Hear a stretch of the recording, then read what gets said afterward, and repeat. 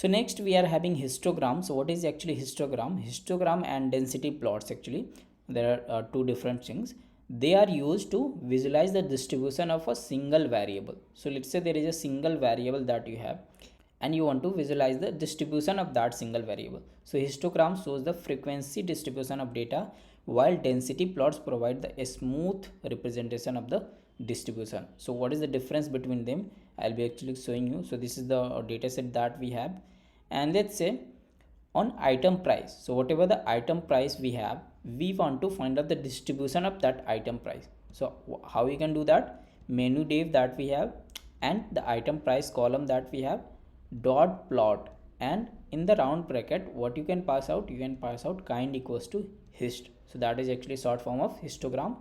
And grid equals to true, so that means it will be showing the grids and figure size that you can pass out here. And then plt dot title, so this is the title that we have, and this is the x label that we have. Then at last plt dot show. So this is the simple syntax we have, and you can see the distribution of the item price. So actually you have different item price for different type of items, but you can actually look at here that what is the distribution of the price. Let's say for from let's say start with the let's say 2 rupees, not rupees, actually in dollar, $2 to $6. So you can see from $2 to $6, not 6, around let's say 6 point something, it is having a constant frequency. Let's say there are 90 records that are having this item price. So there are 90 items that is having item price of between $2 to let's say 6 point some dollars, and from 6 point some dollars to $8, how many counts you have? More than 100. So this is the count of that. So this is how you can get the visualization of how your item prices is distributed. So you can analyze that is there any item that is having more like item price which is having very high frequency. So this will help you to understand the distribution of item price in your data. So this was actually a frequency plot, but there is also another plot that is called density plot. So in density plot, what happens, instead of finding the frequency, that means the count of each item price, what you can do, you can find out the density. Let's say for density, creating the density plot, you can use the Seaborn library. So you can import Seaborn as SNS and sna.dist plot. So this is actually a short form of distribution plot that you have. And then on which column that you want to find out the distribution, that revenue. So let's say we are going to find out the on the revenue column, we are going to find out the distribution of the revenue by the density. And you can also pass the argument that is hist equals to true. So hist equals to true, what it will do, actually it will also create the histogram. So whatever the histogram that you are seeing it here, this is what, this is actually because of that hist equals to true. If you don't give that, it will be just a density plot of that like that, this one, the line plot that we have. So this is actually what, this is the density, that means the concentration of the part. That means you can see if the density is high, you can see here the peak density is here now. So you can see let's say around 250. So around $250 the revenue which is having a $250, which is having a highest density. That means the frequency of that revenue, that means whatever the revenue whatever the item that is having a revenue of $250, the frequency or the count of that revenue is very high. So that is why density is very high. So you can say that it is actually a scaled value of the frequency that we have. So frequency is actually the actual count that we have, but density is actually what, it is not the actual count, instead it is just a density that is representing, that means the concentration of the value. So if there is more density at some point, that means the count of value is very higher for that value. So this is the distribution of revenue that we have, and this is how we can analyze it using the density plot. Next we are going to look at the scatter plot. So what is actually a scatter plot? A scatter plots are used to visualize the relationship between two continuous variables. So this was what, this was just a distribution of categorical variables. Now we are not looking at the distribution, but we are looking at the relationship between two variables, and those two variables are what, continuous. So if you know the difference between continuous and categorical variable, that is very well. But if you don't know, that means categorical variable is actually what, the value that are distinct. So that distinct value, like for item type, you can see there is distinct value, dessert or drink or appetizer. Okay, but if you have item price, you can see the value is not distinct, it is a continuous value. So it may be any float number that we have. So that is how you can just simply understand the difference between continuous and discrete variable. Now you can see additional feature like color and size can be also incorporated to represent the additional dimension or insight. So that means you can also add some color and size in a scatter plot. But basically a scatter plot is what you can see it here. Let's say for that data we are creating a scatter plot between two continuous variable, that is revenue and item price. So you want to find out the relationship between revenue and item price. So let's say you want to see that if the item price is increasing or decreasing, what is the effect on the revenue. So you can see it here now clearly. If I just get the scatter plot between them, how you can create the scatter plot. So this is the simple plt dot figure to create the figure and the size of the figure, and then this is the syntax for creating the scatter plot, plt dot scatter, and then you have to just pass out x and y, so two variables, item price and revenue, and the data that is menu df, and this is the x level, y level, and the title, and this is the graph that we have. So you can see now there is a quite interesting relationship now that not for the all item price but average. If you take the average of the item price, so the trend is what, trend is this is the trend now. That means if the item price is increasing, revenue is also increasing. Not for the all the items, there are some items, let's say here if you take the below one, you can see even if the item price increases, the revenue is same. But if you take the average, you can see the trend is increasing. So if the item price is increasing, the revenue is also increasing. So this is the trend you can see, and this is the relationship between revenue and item price that you can observe easily.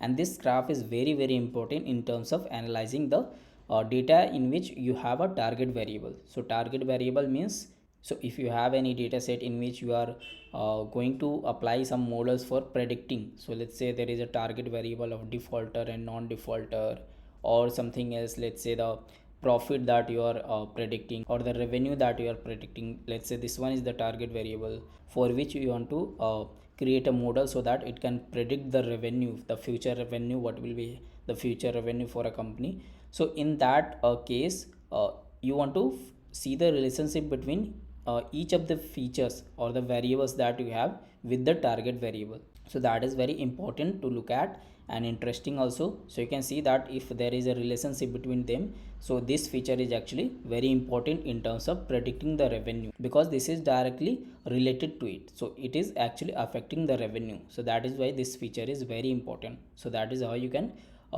understand the importance of any feature while predicting something. So that is why a scatter plot is very important in that case. And there is another example of a scatter plot that I am showing, in which we are not just simply doing a scatter plot between two variables, but we are also giving the subcategories. So let's say for horsepower and the mileage we are creating a scatter plot, but we are also giving the subcategories of let's say what type of car it is, a small car, mid-size, compact, large, and sporty and one. So for each subcategories, relationship between mileage, city, and the horsepower looks like. So that is how you can just observe for each subcategories, you can observe the relationship between two variables. So again it depends on your data set. You want a simple scatter plot or a scatter plot with the hue, that is actually called a hue. So you can apply a hue, and that is actually a subcategory on which you will be getting the for each subcategory you will be getting the scatter plot with different colors. Next we are going to look at the pair plot. So what is actually a pair plot? Pair plot is simply a scatter plot. So whatever the scatter plot that you have seen, this is the same thing, but if you provide the pair plot and you pass the simply the data set that you have, what happens, it will take the each feature on the y-axis and also on the x-axis, and it will create a scatter plot between them. So you can see now for item price and gross profit margin, this is the relationship, then item price and revenue, this is the relationship, then item price and cost per item, this is the relationship. So you can observe it here now. For most of your cases, for the relationship between two variables, there is no any actually relationship that you can observe. This is just a random values, but for some of them you can actually see the linear relationship, like for item price, and this one you can see which is actually cost per item. So if you have a relationship between cost per item and the item price, it is actually a linear relationship. And there are also many other relationships that look like linear, but most of them are actually very random. So that means using pair plot, what you can do, at the same time you can observe all the relationship between the all the variables together. So whatever the variables that we have, all the relationship will be shown here, and you can just observe them at a single time. Cool. So next we are going to look at the box plot. So what is actually a box plot? A box plot is a way to visualize the distribution of the data by using the box and some vertical lines. So whatever the distribution that you have seen using histogram, so that was a different thing. You are just getting the count of each categories, but here you are looking at the distribution of the data. That means whatever the value, the range of value that we have for each continuous variables. So it is known as whisker plot actually, and the data can be distributed between the 5 key ranges. So there is actually a minimum value, then first quartile, then median, then third, and then maximum. So what are those things? You can just look at the figure and you can easily understand. Let's say for any feature, whatever the feature you have, this is the kind of box plot that has been made. So I'll be actually showing you live how you can create a box plot and how you can understand the distribution. But here you can see how it look like. Actually this is the box plot that you have, it look like this one. And whatever the median that you have for each, for let's say for a feature, let's say for revenue, or creating a box plot, so this is the median value that you have, and this is the first quartile value here, and this is the third quartile value. And what is actually first and third quartile? It is just a percentile value. So first quartile is actually 25th percentile, and median is actually 50th percentile, and the third quartile is actually what, 75th percentile. So if you don't know about percentile, what is actually percentile? So let's say for a simple example, what I can say you, let's say there is a student which has got marks, let's say 90 marks, and he is actually having 98th percentile. That means let's say there are 100 students in a class. So that means what, if he is having 98th percentile, that means the marks that he has got, let's say 90 marks that he has got, so that means there are only two persons which is having marks above than 90. So that means that is why he is having 98th percentile. So there are 2% people. So 2% of 100 people is actually what, 2 people. So 2 people, or let's say a student actually, so 2 student is having higher marks than 90, and all the students, 98 students, are having marks lower or equals to 90. So that is why we call that 98th percentile. So although he has got 90 marks, but we call it 98th percentile because 98% of the student is having below or equals to that marks. So that is how we interpret the percentile value. So this is the first 25th percentile value, 58th, and this is the 75th. And whatever the vertical line that you can see it here and here, this is actually the minimum value and this is the maximum value. And whenever there is another value which is lower than that or higher than that, this is called actually outliers. So what is actually outliers? So let's say there is a data of, or let's say revenue. So let's say all the revenue data is between let's say 0 to $1,000, but there are some value which are having more than very high value, let's say $10,000. So whatever the value that you have, all the values are between 0 to $1,000, but there is a single value that is having $10,000. So that means what, this is actually outlier value, because all the value that you have will belong between minimum to maximum, that means 0 to $1,000, but there is a value that is higher than that which is $10,000. So that means it will be coming at as a outliers. Similarly it happens with the minimum value also. And whatever the value that is coming between Q1 and Q3, that means quartile 1 and quartile 3, if you make the difference between them, that means Q3 minus Q1, it is called actually IQR, that is interquartile range. And using that IQR, actually this minimum and maximum value is decided. So you can see it here, minimum is actually what, Q1 minus 1.5 IQR, and Q3 is actually what, maximum value is actually what, Q3 plus 1.5 into IQR. So that is how you can get the this maximum and minimum set levels. So let us look how you can create the box plot. So let's say I'm creating a numeric DF. So I'm taking only the numerical columns, let's say calories, item price, rating and revenue. So if you want to see how it look like, so this is the dataset that we have, and now we are creating the box plot. So numeric df dot box plot. So you can also create a box plot of single feature also, but here what I'm doing, I'm just passing the data frame itself. So whatever the columns it has, all the columns will be uh, created as a box plot. So you can see in a single plot we are having box plot of calories, item price, rating and revenue. So you can see for this value, for let's say revenue, you can see the median value is actually what, this green one na?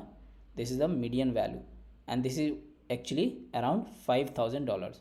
But if you can see what is the 75th percentile value, it is around $900, and the 25th percentile value is actually Q1 is actually $250. And you can also see the minimum and maximum value. Minimum is $0 and maximum is around let's say 1850 or $1900. But you can see there are some values, these are the values that are beyond maximum level. So this is actually a outlier we have. So these are outlier values that we have because it is higher than the maximum value that we have. So that is how you can interpret the distribution of a single variable, and you can observe the outliers, maximum, minimum or the quartile values that you have. So here I have just created all the plots in the single box plot, but I will suggest to create a different box plot for different variables, so that it will be not coming in the same scale. So whatever the scale that has been created for revenue, it is creating the same scale for item price and rating. So that is why you will be not able to observe the distribution of item price here, because it is coming very small and you will be not able to observe it. So make it a separate box plot so that you can observe the distribution of that thing. Similarly, I have just given another example of box plot. Next we are going to look at the correlation heat map. So what is actually a correlation heat map? So this is actually a heat map, is actually a name that has been given. It is related to heat. So you can see blue color is called actually cold and red is hot. So based on the value of that blue and red, you can understand the how the two different variables are related to each other. It is actually showing the amount of relationship that it has. So whatever the relationship that you have seen using a scatter plot, let's say it is showing that using a scatter plot, it is showing that there is a linear relationship that we have with between those two variables. But what is the amount of that relationship? So that is a quantitative value that is it is giving with the help of correlation heat map. So a scatter plot is just a qualitative value that it is giving. That means it is having a relationship or not. But if you are having a relationship between two variables, how strongly they are correlated? So using correlation heat map you can get that. So this is the syntax of getting the correlation heat map. So you can just get the numeric df, whatever the data frame you have, and dot core, this is the syntax. So using Seaborn library you can use sns.heatmap, then this is the correlation, whatever correlation that you have created, and not equals to true and cmap equals to cool warm. So just a kind of color combination that you are choosing. So cool warm is actually blue and red that you are choosing. So this is how you can see the relationship between the variables. So you can see now, if you are having a more blue colors, that means it is actually 0 towards 0, so that means no relationship. But if you are having some values, let's say this one between revenue and item price, so the color is what actually not blue also, not red also. So that means it is not a much correlated also, but it is actually correlated, like the value is around what, 0.5. So that means there is a correlation between revenue and item price, and the strength of that correlation is 0.5. That means it is medium correlated.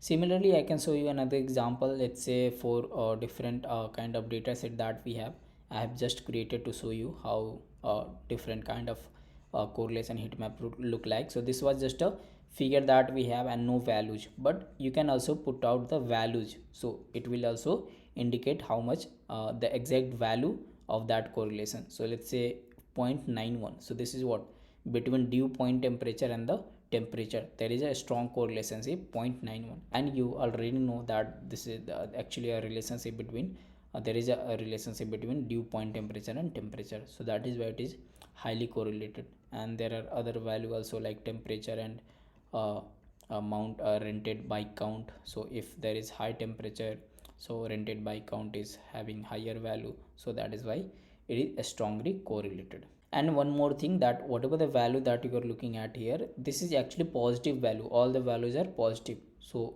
it is actually showing positive value. But there are cases in which you can also plot the correlation heat map with the negative value. So what does that actually mean with the negative value? So let's say there is a correlation between two feature. Let's say there is a 0.91 the value that you have. But if you are having if you are plotting the correlation heat map with the positive and negative value, if this is positive value, that means these two variables are related to each other positively. That means if this is increasing, this is also increasing.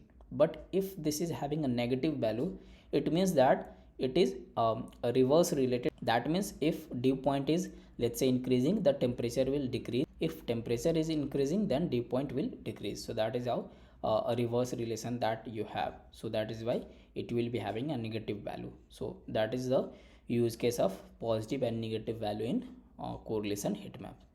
So we have just seen basic visualization charts and plots. So this is not a limited thing, there are unlimited thing that you have. With the help of Seaborn and Matplotlib, you can create many types of different kinds of charts and plots, but I cannot show you all of that because it depends on the use case, which type of plots and charts you want.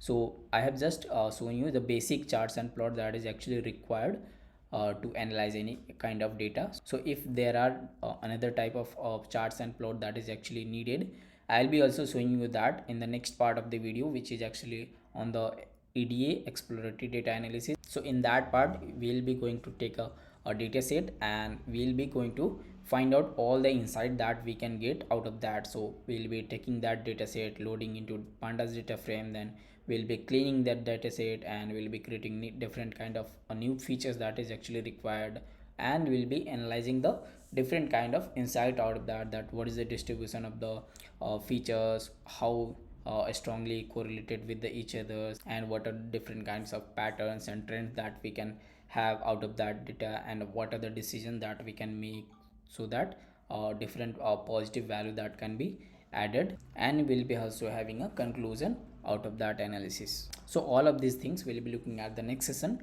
So make sure you subscribe the channel so that you will be getting notified for the next video. So thank you guys for attending this session. We'll meet in the next session. Till then, take care. Goodbye.